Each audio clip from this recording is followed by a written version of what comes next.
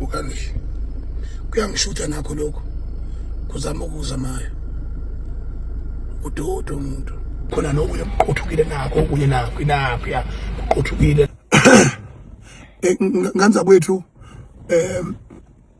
ngiyethuka sengikhona la eGoli ngibona ukudade wethu lo ovamise uku-update ngama news ukhuluma iXhosa matrips up e-Eastern Cape noma khona la eGauteng since ke thina ne-Eastern Cape sesiyinto eyodwa ngiyabonga kakhulu ukuthi asi-update ngaphinda ngabona epagini likamfowethu ophakela umthakathi sometimes kanye noZoso lapha bekhuluma ukuthi tolika isilokhujana isiPutukezi lesi sikhulunywa le ngoba kubhalwa ngesingisi kuyaletha kwaphinde kwabhalwa ngeSomali ngithi ke nganza kwethu thema ngifika la eGoli ngalandela address safika qathatha khona angifuqa ngamanga bafowethu bese kavumelekile ukushutha at all lapha angehlanga mina emotweni behla bafowethu bathi bazama ngempela ingena imayika yike inkosi yakhona singenile laphana singene njengama Uber sama ngendlela sime ngayo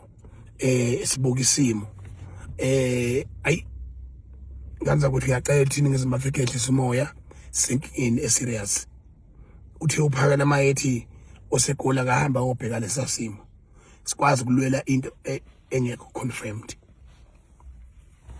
confirmed ngane zakwethu amaSomali ayigcobile inkosi yawo eSouth Africa eGauteng kungena kuphela abantu abawumndeni wamaSomali nakhona invitation yakhona bathi mabeyichaza uthola ukuthi iyahambisana nezimo zakhona kodwa uNkulunkulu emuhle ngesimo esikusona sama social media awuwazi kulawula umuntu ozobe khona kuzovela ngenile ke khona mina ngicela nibone nathi video engiyishuthile ngisemotweni yenzekile lento namhlanje umhla ka17 ngesonto kodwa ihlisana imoya sicela siqhubeke sokuhloniphe umthetho waseNingizimu Afrika kodwa isikhona inkosi yamaSomali eJohannesburg eGauteng province and mawucabanga what is next so leyo nto leyo ingaka sibhekana nenkinga engaka sibhekene nazo isho ukujula kwempi esibhekene nayo uyinikela komalema bethi bangamane belahlekelwe yonke ihlobo yevoti kulelizwe umfowethu sikhwehlela emalema uyena uprotector bonke labo bantu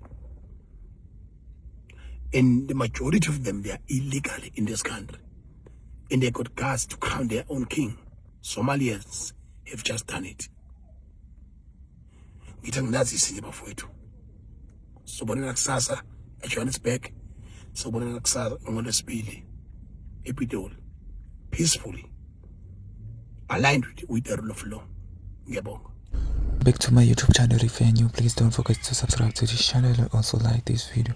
So bafethu la ungizwe umchunu ube khuluma etshengisa nje ukuthi ke bekwenzakalani kuleli bhilidi njengoba kade kuhlangene ke kona ke amaSomali lapha yana ke kuthiwa ke bekuyi inauguration ebihostwe yona ke iSomali Community Leadership lapha ke kuthiwa ke ibise Johannesburg.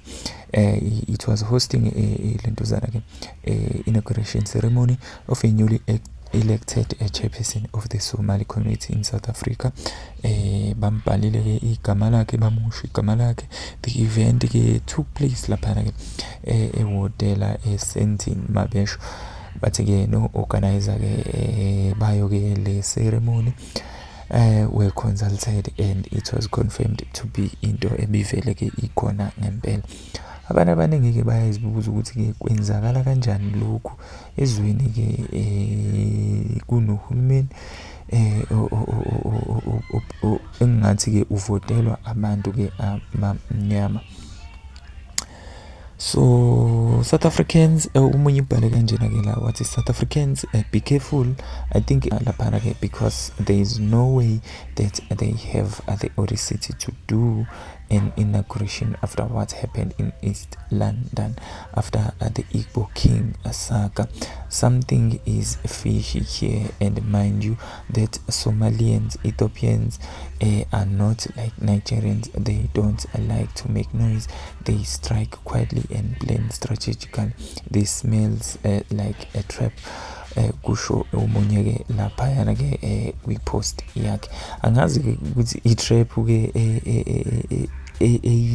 ekuyisaphi lena ke noma ke i-trap ke mayelana nani.